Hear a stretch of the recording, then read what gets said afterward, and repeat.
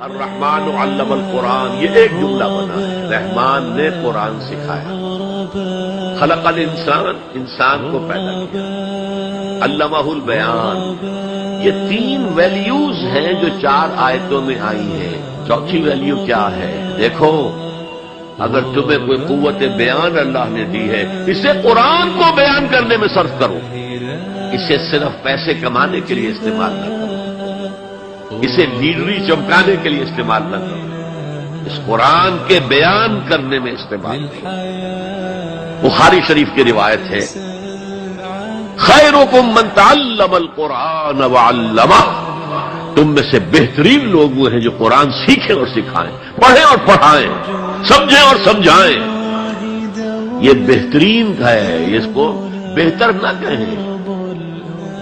Carriers کی تلاش کرتے ہیں، MBA کر لیں، کمپیوٹر میں MS کر لیں، کیریئر بنے گا، تنخواہ اچھی ملے گی، وہ سارا کچھ اس دنیا کے لیے، عارضی دنیا کے لیے، عارضی زندگی کے لیے ہے اور کچھ بھی نہیں۔ الرحمن علم القرآن خلق الانسان علمہ البیان۔ اللہ جو نہایت مہربان، اسی نے قرآن کی تعلیم فرمائی، اسی نے انسان کو پیدا کیا، اسی نے اس کو بولنا سکھایا۔